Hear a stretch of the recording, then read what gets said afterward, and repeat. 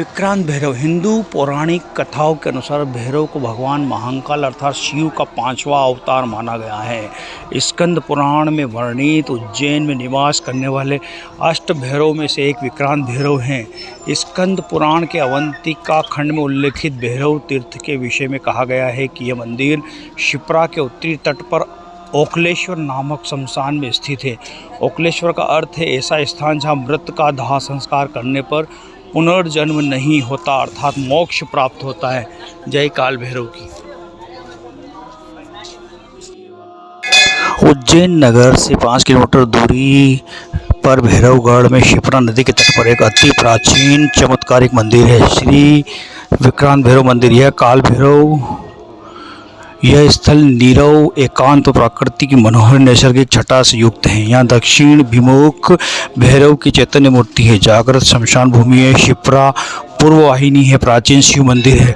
सती माता के पूज्य चरण है। मातृकाओं की पाषाण प्रतिमाएं हैं। पुरुष और प्रकृति के संयोग की प्रतीक वराह की मूर्ति है। ऊंचे घने वृक्ष है और सूर्यास्त के उपरांत अंधकार की चादर में ढका हुआ संपूर्ण रहस्यमय वातावरण तथा विस्मयकारी शांति का साम्राज्य है। संक्षेप में यह सब तंत्र साधना के दुर्लभ संयोग है। विक्रांत का अर्थ है जिसकी देह कांति तपाए हुए स्वर्ग जैसी हो। भैरव जी की मूर्ति वस्तुतः चैतन्य और प्रदीप्त है। इस चमत्कारिक मूर्ति की खोज 56 वर्ष पूर्व उज्जैन के ही आध्यात्म साधक श्री गोविंद प्रसाद कुकरेती जी बाबा डबराल ने की थी। वे अपने ध्यानावस्था में माँ गढ़कालिका और काल भैरव के निर्देश पर इस अज्ञात स्थल पर पहुंचे थे। ये बड़े आश्चर्य की बात है कि जो डबराल बाबा अपने बचपन में भैरव के नाम से बहुत भयभीत होते थे, नियति ने उन्हें ही 28 वर्ष की आयु में अनन्य भैरव भक्त बना दिया। कहते हैं बाबा ने बचपन में अपनी जन्मभूमि ग्राम कदूर पौड़ी गढ़वाल में सुन रखा था कि भैरव यदि 3 ताली बजा देते हैं तो वह विनाश का संकेत होता है, किंतु कोई ईश्वरी शक्ति उन्हें सन 1960 की संध्या में वहां ले पहुंची जहां अब श्री विक्रांत भैरव का प्रसिद्ध मंदिर है।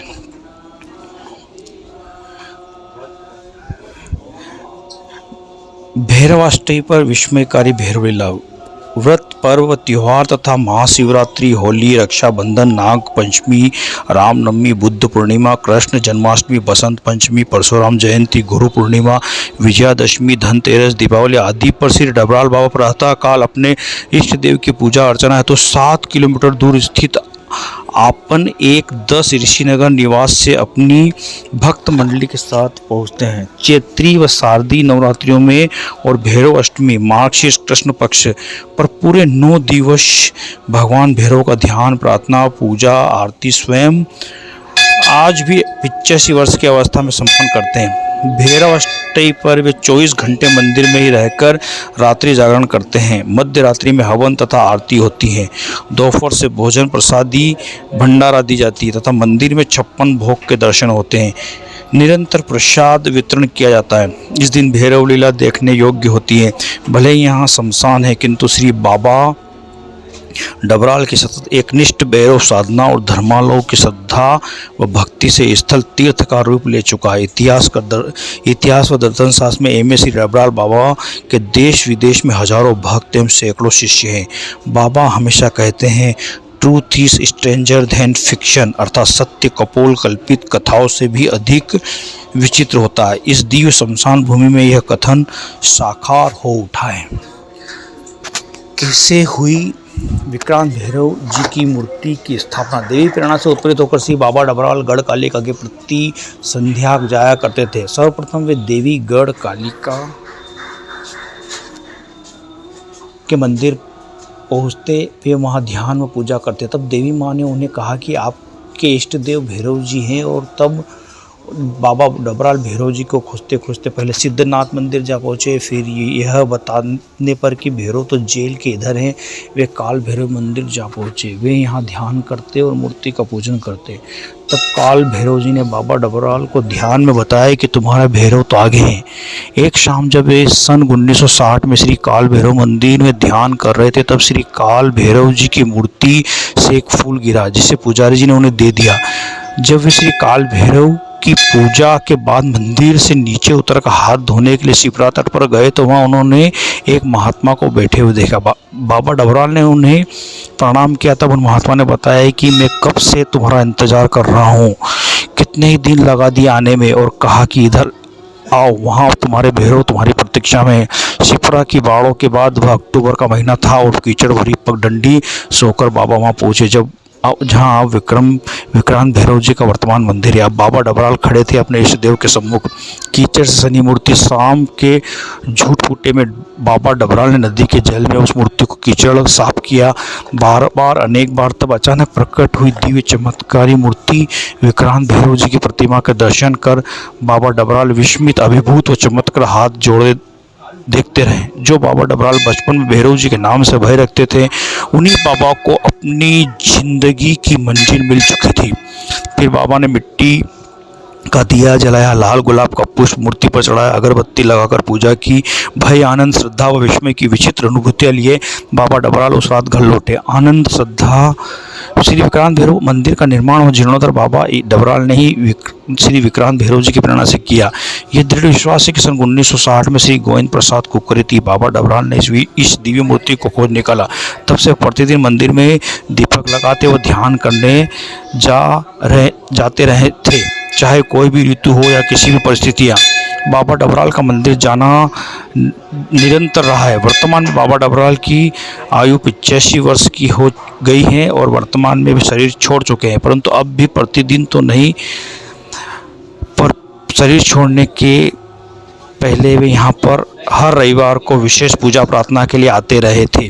बाबा डबराल से विक्रांत भैरव जी के सम्मुख ध्यानस्थ हो जाते थे व प्रार्थना करते थे। भगवान से भक्तों के कल्याण की प्रार्थना में देव पराध्यक्ष मापन स्तोत्रम का पाठ अन्य मंत्रोच्चार के साथ और फिर दीपों से श्री मद शंकराचार्य विरचित काल भैरवाष्टक गाकर आरती की जाती। तत्पश्चात कतारबद्ध नन्हे बालक बालिकाओं की ओर सभी नर नारियों को प्रसाद का दोना व पुष्प देकर आशीर्वाद देना, यही है बाबा डबराल का संक्षिप्त पूजा क्रम।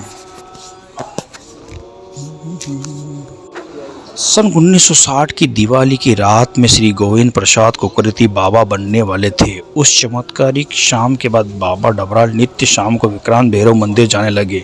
जब दिवाली आई तब बाबा डबराल घर पर यह कहकर कि मंदिर में दिया जलाकर जल्दी आता हूँ, वे अकेले सायंकाल में श्री विक्रांत भैरव मंदिर पहुँचे। अमावस्या की उस रात में ऊंचे ऊंचे घने पेड़ों की छाया में विस्मयकारी वातावरण में बाबा डबराल वहां पहुंचे। उस निर्जन एकांत स्थान पर अकेले बाबा डबराल और 2-3 कुत्ते और कुछ उल्लू बस। बाबा डबराल ने दिया जलाया, अगरबत्ती जलाई, गुलाब के फूल भेंट किए और मूर्ति के हाथ जोड़ जल्दी लौटने लगे। हवा तेज चल रही थी। सोचा कहीं दीपक तो नहीं बुझ गया। पलटकर देखा, विस्मित आश्चर्यचकित रह गए। वहां मूर्ति के सामने पूरे घाट पर सैकड़ों दिए जगमगा रहे थे। बाबा डबराल के हृदय में भय मिश्रित आनंद की विचित्र अनुभूतियां हुई। विक्रांत भैरव की मूर्ति अद्भुत तेजो राशि से चमक रही थी। झटपट बाबा डबराल ऊपर काल भैरव मंदिर आए और एक वृद्ध जो वहाँ मौजूद थे उन्हें सारी घटना कह सुनाई। उसे वे साथ लेकर आए। स्वयं अपनी आंखों से सत्य देखकर वह वृद्ध चकित रह गया और बाबा डबराल के पैर छुए और पहली बार श्री गोविंद प्रसाद कुकरेती को उसने बाबा कहा। दोनों अद्भुत दृश्य देखकर रह गए। देर रात बाबा डबराल घर लौटे, लगभग मध्य रात्रि में। तब से लाखों श्रद्धालु जन उन्हें बाबा कहते चले आ रहे हैं। आज वे समस्त भारत में डबराल बाबा के नाम से जाने जाते हैं। श्री विक्रांत भैरव का स्वरूप क्या है? बाबा डबराल का मानना है कि श्री विक्रांत भैरव भगवान ही है। भैरव भगवान ही है। यद्यपि भैरव भगवान शिव का उग्र स्वरूप है और इस रूप में उनका तांडव नृत्य प्रसिद्ध है, तथापि बाबा डबराल जी मानते हैं कि श्री विक्रांत भैरव का स्वरूप तामसी न होकर सात्विक है तथा वे किशोर वय के कृष्ण रूप में ही उन्हें दर्शन देते हैं। बाबा डबराल के अनुसार जब कृष्ण, बलराम और सुदामा समीप ही स्थित मुनि सांदीपनी आश्रम में पढ़ते थे तब कृष्ण इस भूमि पर भी आते रहते थे। बाबा डबराल के अनुसार भगवान शिव, विष्णु और भैरव में स्वरूप का अंतर है, अन्यथा सभी परमात्मा एक है। अनेक पौराणिक कथाएं भगवान और भैरव को एक ही बताती हैं। बाबा डबराल माँ भैरवी की भी पूजा करते हैं। शक्ति पूजा के बिना भैरव पूजा बाबा के मत में अधूरी है। बाबा को माँ और भैरव दोनों का ही इष्ट है। परम पूज्य श्री डबराल बाबा से लिए गए साक्षात्कार के आधार पर पाठकों की जिज्ञासा के अनुरूप इस महान तंत्र साधक की साधना के विविध पहलुओं को स्पर्श करते हुए प्रश्नोत्तरी शैली में उनके जीवन से जुड़े कतिपय तथ्य उजागर कर रहे हैं। आपको कब लगा कि आपको सिद्धि प्राप्त हो गई है? मैं इसे सिद्धि नहीं मानता। साधना के क्षेत्र में सिद्धि बहुत ऊंची स्थिति होती है। मैं इसे केवल भगवान भैरव देव का आशीर्वाद या कृपा प्रसाद मानता हूँ।